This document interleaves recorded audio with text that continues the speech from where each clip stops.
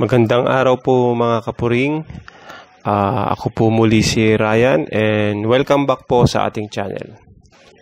Ngayong araw po ay ipapakita ko sa inyo lahat ng modifications and accessories na aking kinabit sa aking Fury 125. Ito po ay nakuha ko October 29, 2008. So,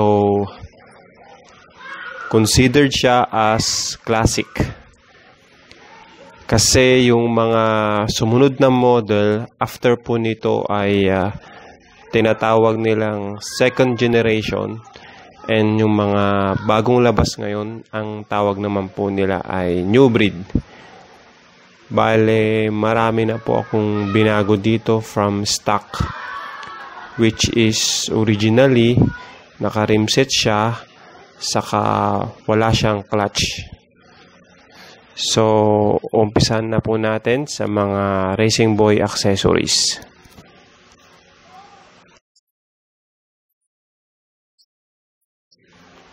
Bale, pinalitan ko yung balancer ng Racing Boy, tapos pinalitan ko rin po yung handle grip ng Racing Boy, then pinalitan ko rin po yung ating brake lever ng Racing Boy din, pang Wave or XRM.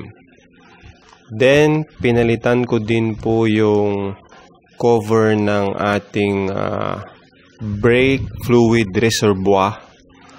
Ganun din po sa kabila. Pinalitan din po natin yung bar end, handle grip, tapos naglagay din po tayo ng R150 clutch lever. Tapos naglagay din po ako ng front fork stabilizer na Racing Boy din.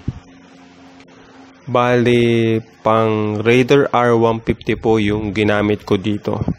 May konting modifications lang po sa ating front fork, konting bawas sa mismong baso. Then, naglagay din po ako ng Racing Boy na cable holder, Racing Boy na front caliper, pang Raider R150.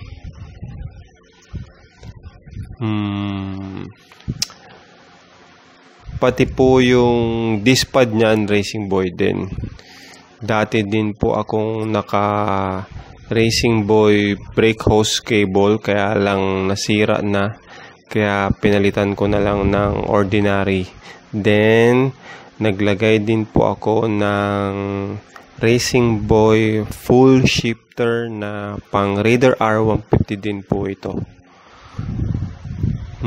Bali, converted po yung ginawa ko dyan.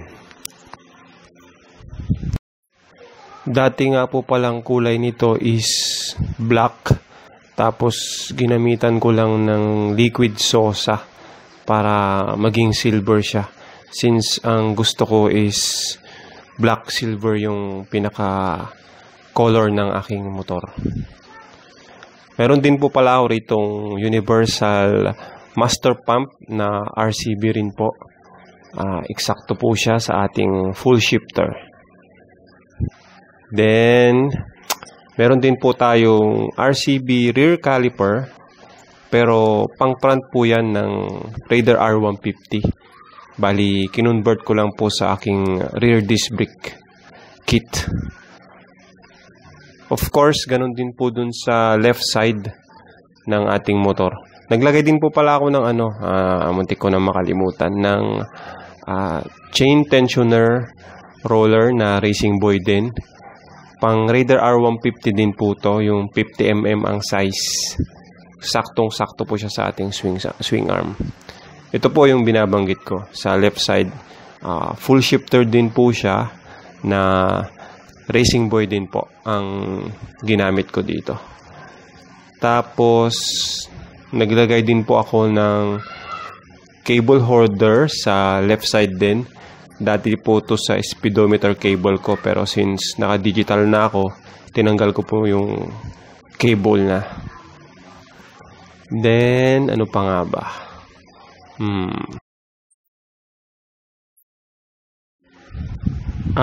Sa ano naman tayo? Fiberworks. Bale, nilagyan ko po siya ng headlight mask. Ang original po nito ay kay Fiberkit. Then, nilagyan ko din po ng front fender ng pang Raider R150. Finit ko na lang po siya. Binutasan ko na lang po siya para mag-fit dun sa ating front fork. Tapos, meron din po akong belly pan by Fiberkit din. Madali lang din pong ikabit yan. And, meron din po akong tire hugger also by Fiberkit. Yan po itsura niyan pag nakakabit. Kasama po yan yung tire hugger saka chain guard. Yun. And, of course, ang pinaka-last na kinabit ko dito is yung ating taillight mask by sa Cavite po to galing kay kalimutan ko name nung gumawa niyan kasi hindi na po siya gumagawa.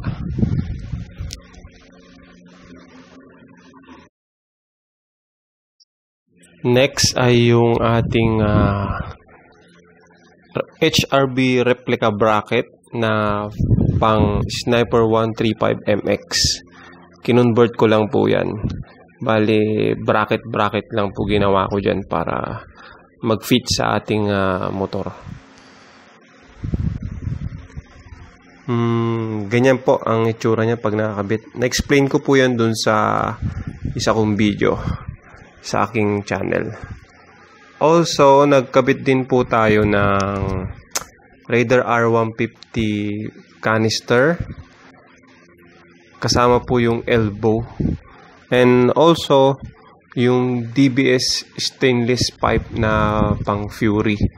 Kinat and weld ko lang po para mag-fit dun sa ating bracket. Saka naglagay din po ako pinalitan ko yung stock natin ng CT100 kickstart. Binend ko lang po siya para hindi po tumama dun sa ating full shifter. Also, naglagay din po ako ng XRM engine cover. Left and right po yan. Yan. Bali, tornilyo lang po yan dun sa ating plastic cover ng ating engine. Madali lang po ikabit yan. Tapos, pinalitan ko rin po yung plastic oil filler cap natin ng pang XRM tappet cover yata to or Mio na silver din. Fit po siya dun sa ating lagayan. Tapos, ang next natin, yun, bali naglagay din po ako ng CNC slider pang Raider R150 yan. Finit ko na lang po yan dun sa ating tornilyuhan sa may tail light. Ganun din po yung Rizuma slider axle cap dun sa ating front. Nilagyan ko rin po yan kabilaan for security purposes.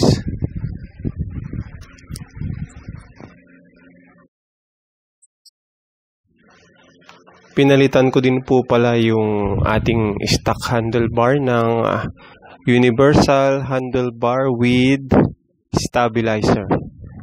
Rizuma po yata yung brand nito kung hindi ako nagkakamali. Tapos pinalitan ko rin po yung ating mga clamp ng CNC. Silver din po siya. Tapos, naglagay din po ako ng digital speedometer with voltmeter. Pinalitan ko rin po yung stock natin. Tapos, naglagay din po ako ng CT100 visor. Bali, binutasan ko lang po yan. Dalawa. Para maitornilyo dun sa ating headlight mask. Then, ano pa nga ba? Naglagay po ako ng fog lamp na 20 watts. Tapos, dalawang 10 watts na auxiliary lamp. Yun. Wall E ang tawag nila doon. Tapos naglagay din po ako ng LED headlight na 40 watts. Yan po yung ginagamit ko kapag during night. Tsaka pag mayroong endurance event. Pinalitan ko rin po pala yung stock side mirror natin ng pang Raider R150. Fit din po siya dun sa ating tornilyuhan. Since pinalitan ko rin po ng clutch holder yung para sa aking SIS manual clutch kit, yun din po para mag-fit yung ating clutch lever na pang R150 rin.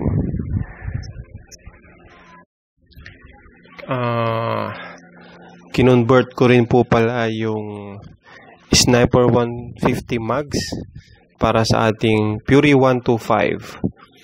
Bale, pati sa likod po. Yan. Pang sniper po yan, 150. Front and rear. Dito po sa front, ang size po nito is 1.85. Lapad niya. Pati disc, nilagyan ko na rin. Sinama ko na rin po sa conversion. Tapos, yung goma po na ginamit natin dito is 90/80/17 na IRC. Fit po siya sa front mags ng Sniper 150.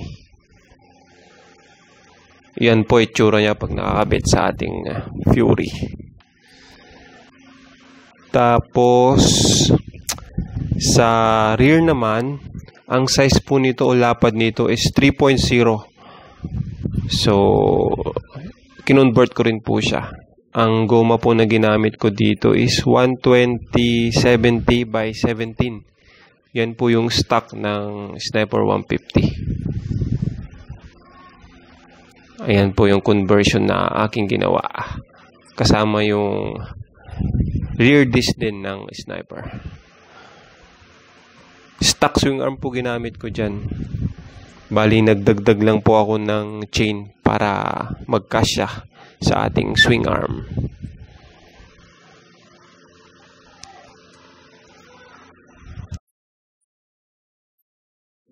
Para mabitbit po yung mabigat na mags natin, nagpalit po ako ng rear sprocket ng 38T.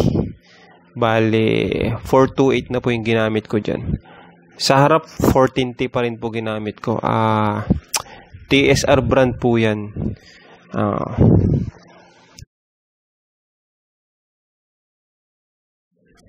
Tapos, kinonvert ko na rin po itong aking motor ng full wave. Matagal na yan. Way back 5 years ago yata, 4 years ago. Tapos, nag-install na rin po ako ng dual horn na malakas siya ni high and low. Galing sa Fortuner.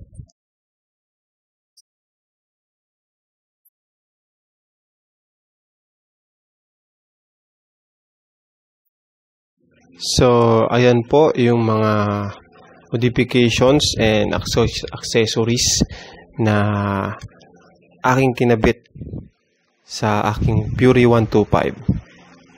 Pero meron pa po yan mga additional na modifications. Antayin ko lang po yung budget para magawa ko po yung ibang plano. I hope meron po kayong nakuhang idea o natutunan sa video ko pong ito.